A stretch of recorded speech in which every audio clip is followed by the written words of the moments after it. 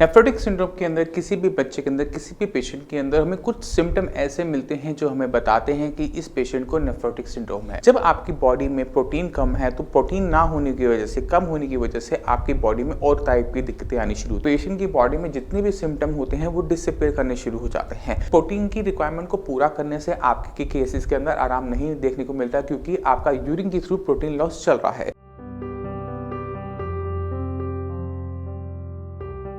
नमस्कार, मेरा नाम है डॉक्टर पुरू धवन और आज हम बात करने वाले हैं नेफ्रोटिक सिंड्रोम के बारे में। ये एक ऐसी बीमारी है जो बच्चों में ज़्यादा देखने को मिलती है।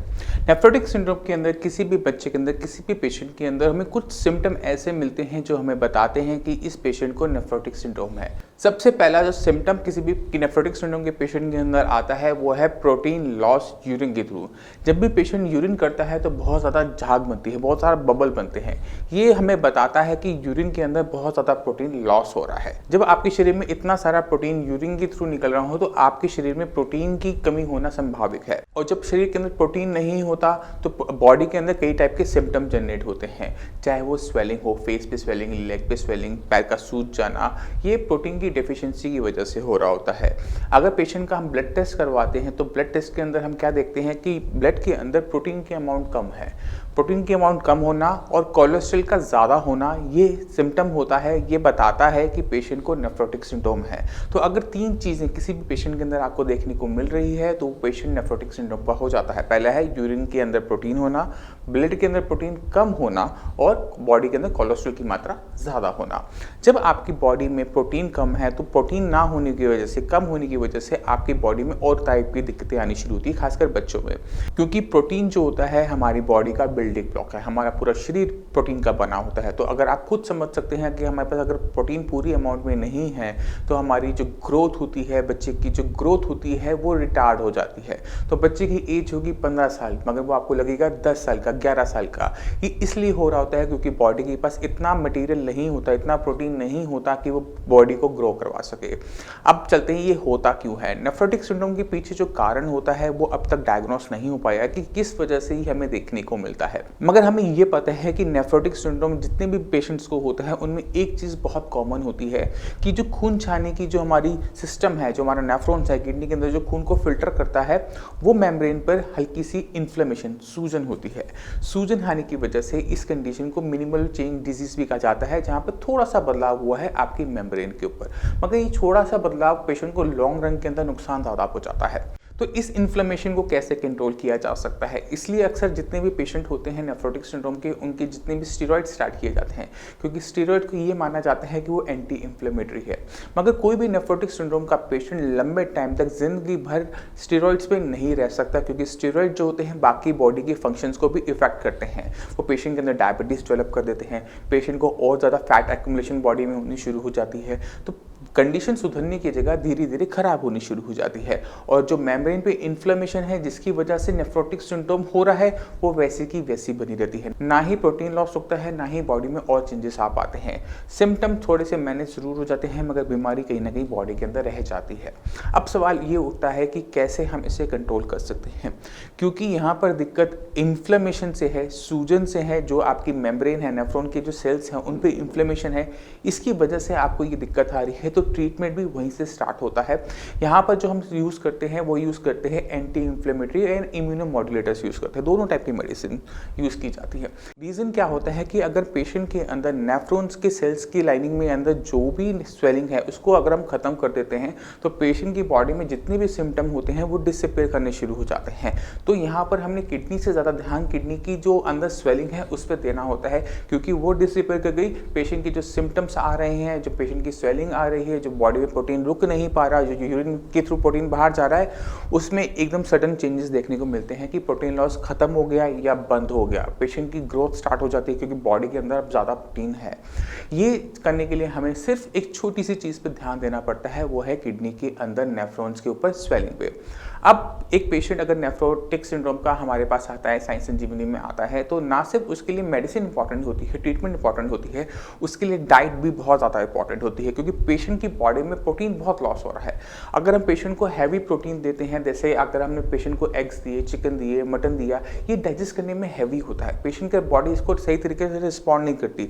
और जिन पेशेंट के अंदर क्रिएटिनिन बढ़ा हुआ होता है वो और तेजी से बढ़ना शुरू हो जाता है। तो हमें एक सही तरीके से डाइट रखनी पड़ती है जिसके अंदर प्रोटीन तो हो और मगर प्रोटीन क्रिएटिनिन को ना बढ़ाए, किडनी को किडनी फेलियर की तरफ ना लेके जाए। तो प्रोटीन का पार्ट जो होता है नेफ्रोटिक सिंड्रोम में बहुत इंपॉर्टेंट होता है। प्रोटीन हमें ऐसा देना पड़ता है जो इजीली डाइजेस्टेबल हो, बॉडी के अंदर प्रोटीन तो पूरा जाए बट क्रिएटिनिन को ना बढ़ाए। इसके लिए साई संजीवनी में हम डॉक्टर्स एडवाइस करते हैं पेशेंट को मूंग की दाल, क्योंकि मूंग की दाल एक इकलौती ऐसी चीज़ है जो ईजिली डाइजेस्ट हो जाती है।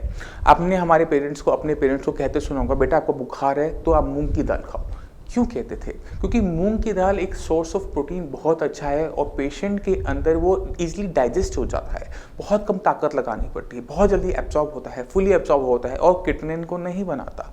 इसी वजह से साई संजीवनी में जितने भी पेशेंट नेफ्रोटिक सिंड्रोम के यहाँ आते हैं उनको हम ये एडवाइस करते हैं आप 1 कटोरी मूंग की दाल डेली बेसिस पे ज़रूर लें, क्योंकि ये आपकी डेली की जो प्रोटीन की रिक्वायरमेंट है उसको पूरा करेगा।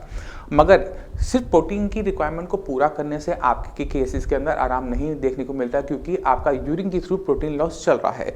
तो सबसे इंपॉर्टेंट क्या है, यूरिन के लॉस को या तो कम कर दो या आप बंद कर दो। अगर ये चीज़ अचीव हो जाती है फिर जो आप प्रोटीन बॉडी के अंदर डालोगे वो आपको रिस्पॉन्ड करना स्टार्ट करता है, बॉडी आपकी ग्रो करनी स्टार्ट करती है, जो डेवलपमेंट नहीं हो पा रही थी वो होनी शुरू हो जाती है, जो स्वेलिंग आ रही थी वो डिसिपेयर होनी शुरू हो जाती है, क्योंकि बॉडी के अंदर एल्ब्यूमिन होता है। एल्ब्यूमिन वही प्रोटीन है जो हमें बॉडी के अंदर चाहिए होता है अपनी डेवलपमेंट करने के लिए।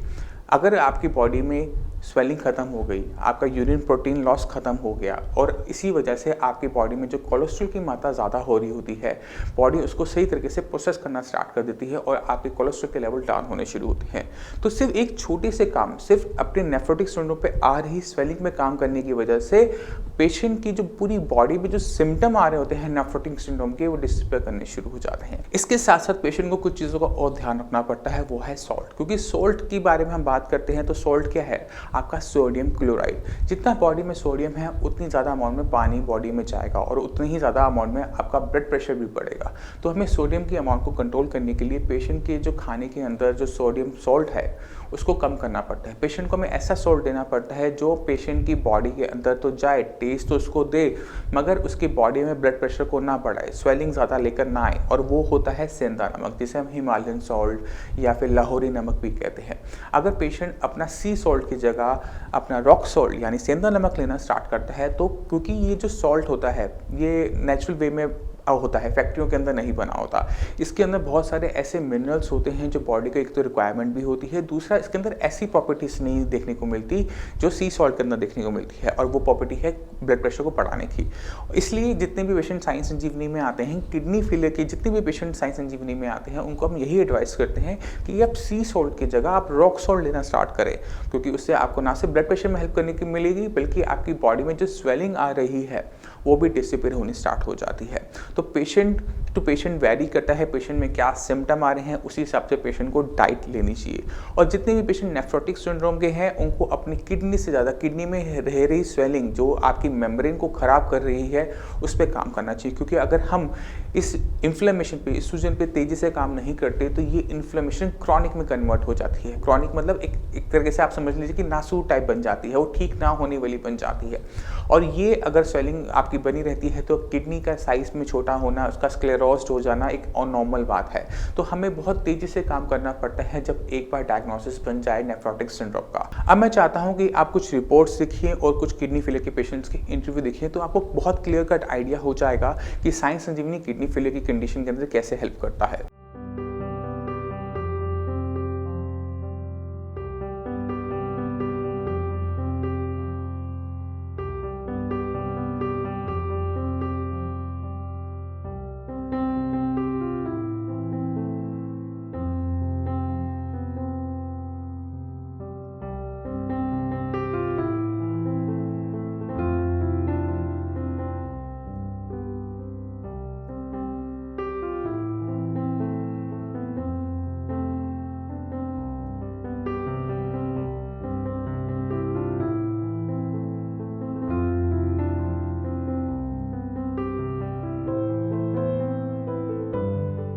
तो राजवीर सिंह जी, ये दिक्कत आपको कब शुरू हुई? ये सर जनवरी में शुरू हुई।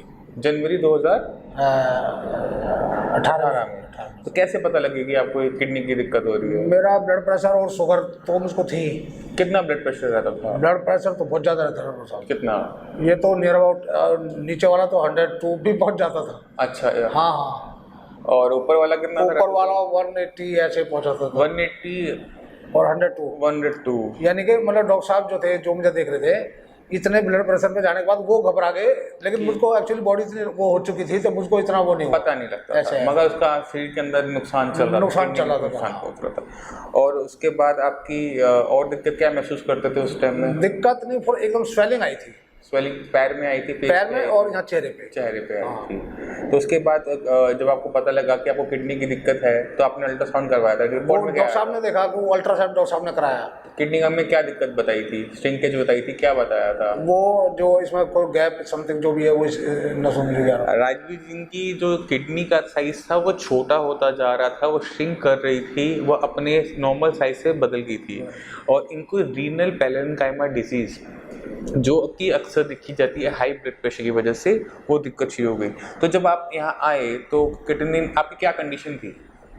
उस टाइम तो मेरा लेवल 8.25 था। और बीपी और शुगर का क्या हाल था? वो भी उसी पोजीशन में थे, मतलब पुराने पोजीशन में। और शुगर कितनी रहती थी? शुगर जो शाम की थी वो नियर अबाउट 260, जो और ये 260 के आसपास, 260 के पास, क्योंकि मैं इंसुलिन ले रहा था तो सुबह की तो कंट्रोल रहती थी। अच्छा, इंसुलिन कितने यूनिट ले रहे थे?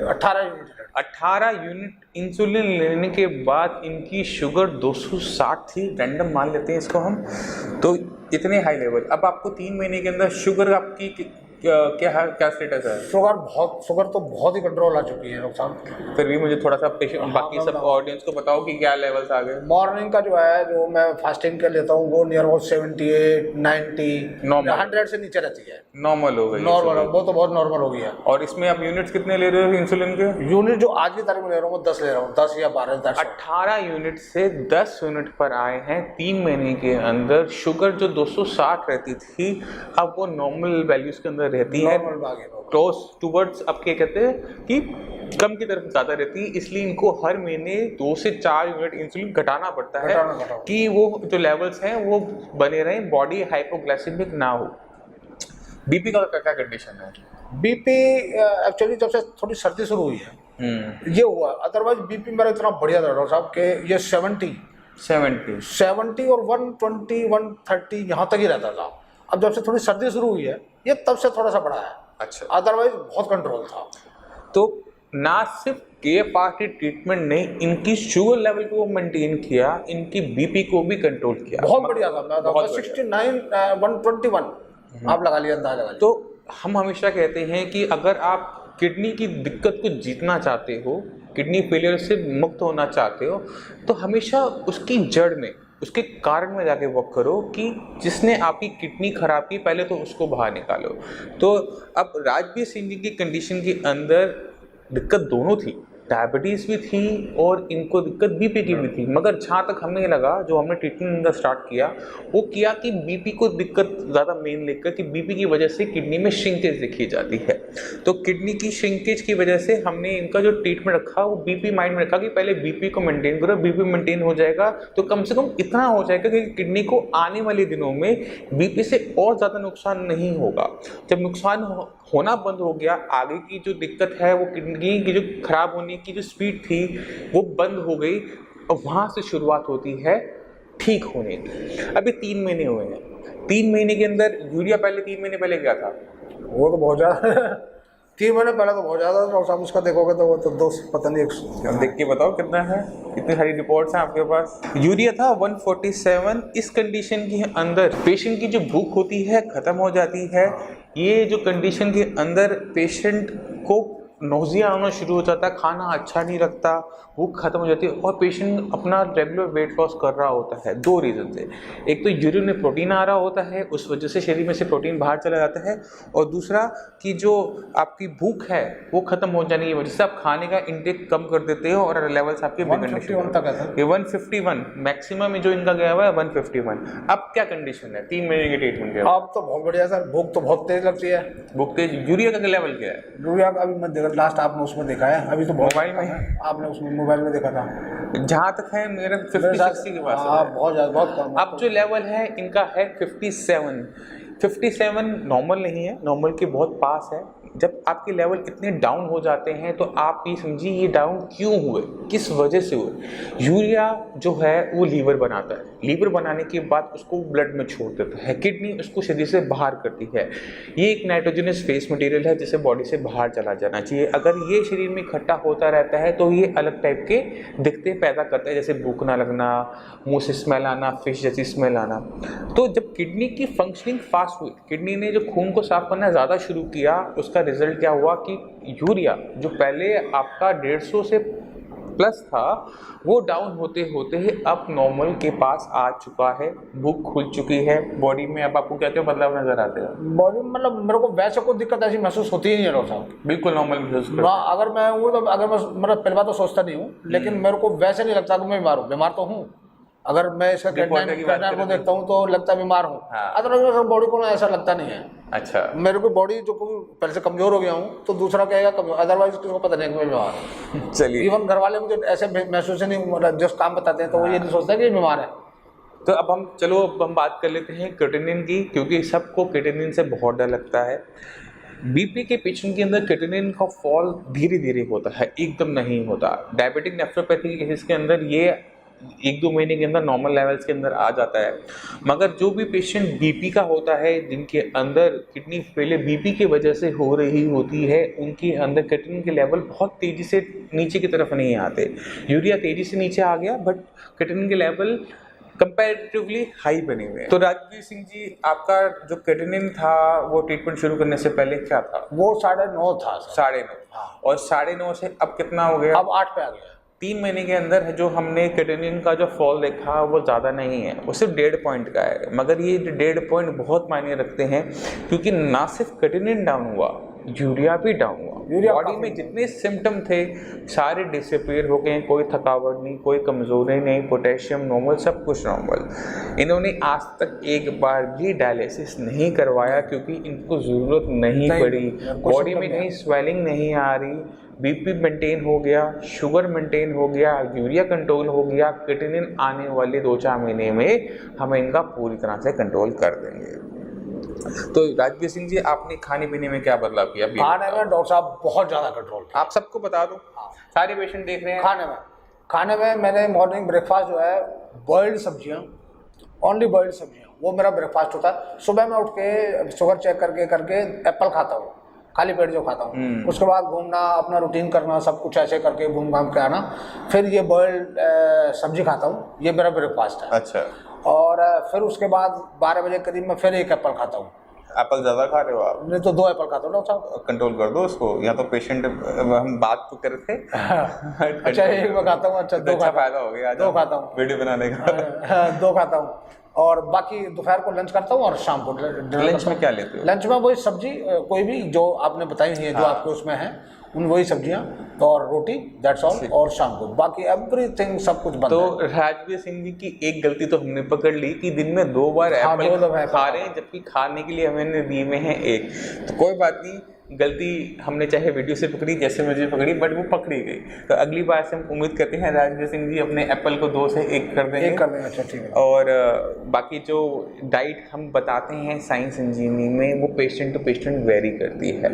आपकी बॉडी की कंडीशन के हिसाब से, आपकी यूरिन में कितना प्रोटीन आ रहा है, आपका बॉडी वेट कितना है, आपका वजन कितना है, आपके शरीर पे मसल्स है या नहीं है, वेस्टिंग तो नहीं हो रही, कमज़ोरी ज़्यादा तो नहीं हो रही, हीमोग्लोबिन क्या है, पोटेशियम क्या है, इन सब चीज़ों को दिमाग में रखकर तब जाकर एक पेशेंट को सही तरीके से डाइट बताई जाती है, जिससे वो अपनी किडनी की कंडीशन को बेटर तरीके से कंट्रोल कर सके, उसको मैनेज कर सके। क्योंकि मैं हमेशा कहता हूँ, हर वीडियो में कहता हूँ, आप 2 तरीके से अपनी बॉडी के अंदर के इन्वायरमेंट को कंट्रोल कर सकते हो। एक, आप उसकी एक्सक्रीशन सही तरीके से करते रहो, यानी आपकी किडनी और आपका लीवर सही तरीके से काम करता रहे, आपकी बॉडी में किसी टाइप का भी टॉक्सिक मटेरियल इकट्ठा नहीं होता। दूसरा तरीका आप और कर सकते हो, जो हर एक ऐसे पेशेंट को करना चाहिए जहाँ पर ये लीवर और किडनी की दिक्कत होनी शुरू हो चुकी है, वो है अपने खाने पीने में बदलाव। क्योंकि आपके अंदर कोई भी चीज़ जा रही है वो आपके खाने से जा रही होती है। आप अगर खाने पीने को आपको पता होता है कि ये चीज़ मेरे लिए अच्छी है, ये चीज़ मेरे लिए अच्छी नहीं है, तो उसको मैनेज कर कर अपने बॉडी के अंदर के एनवायरनमेंट को आप कंट्रोल कर पाते हो। तभी किडनी की पेशेंट के लिए जो डाइट होती है वो बहुत सोच समझ के बनाई जाती है। पेशेंट को अगर हम बोल रहे हैं कि आप प्रोटीन खाओ तो रीज़न से है, अगर कहते हैं कि प्रोटीन मत खाओ उसके पीछे भी एक रीज़न है, तो उस रीज़न को समझना बहुत ज़रूरी हो जाता है। तभी पेशेंट डॉक्टर का साथ दे पाता है, सही तरीके से फॉलो कर पाता है और बदलाव आ पाते हैं। तो राजवीर सिंह जी, तो अब 3 महीने के इलाज के बाद बाकी किडनी पेशेंट के लिए आपको कोई संदेश दी? मैं तो संदेश ये दूंगा, क्योंकि जब मैं 3 महीने के बाद लगातार आ रहा हूँ और मुझे फ़ायदा हो रहा है, तो औरों को भी मैं यही सलाह दूंगा कि डॉक्टर साहब से मिलो और यहाँ का फ़ायदा उठाओ। मैं तो यही कहूँगा। तो हम उम्मीद करते हैं राजवीर सिंह जी आने वाले 3-4 महीने के अंदर जो उनका किडनी लेवल थोड़ा सा बढ़ा हुआ है उसको हम नॉर्मल लेते हुए, कंट्रोल में लाते हुए इनका बिल्कुल नॉर्मल कर देंगे। यूरिया इनका नॉर्मल हो चुका है ऑलरेडी, शुगर इनकी काफ़ी हद तक कंट्रोल हो गई, बीपी सारा कंट्रोल में हो गया। तो ये KFRT ट्रीटमेंट की मदद से उसकी सफलता का एक और प्रदर्शन आप कह सकते हो, ये एक हमारी सर्टिफिकेट कह सकते हो, ये कि हमारा आप अवार्ड कह सकते हो कि ऐसी सफलताएं हमें मिलती रहती हैं और ऐसे हम रिकॉर्ड्स करते रहते हैं कि हर एक सफलता आप तक ला पाएँ। क्योंकि किडनी को लेके, किडनी की डायलिसिस को लेके लोग आपको जगह जगह भ्रमित कर देते हैं। कोई कहता है ये करो, कोई कहता है वो करो, उसमें पेशेंट ही फंसता है, उसको सही रास्ता नहीं मिल पाता जो उसके लिए सही है। कोई कहेगा डॉक्टर के पास जाएंगे, डॉक्टर कहता है आप ट्रांसप्लांट करवा लो। ट्रांसप्लांट का जो रास्ता होता है वो हमेशा ओपन होता है, डायलिसिस का रास्ता हमेशा ओपन होता है, वो आप कभी भी जाकर करवा सकते हैं। मगर उससे पहले अगर हम आपकी खुद की डायलिसिस मशीन को ठीक कर सकते हैं तो क्या दिक्कत है उसके अंदर? क्यों जरूरत पड़ेगी आपको बाहर की डायलिसिस की मशीन जब आपकी खुद की किडनी काम कर सकती है, खुद की डायलिसिस मशीन काम कर सकती है?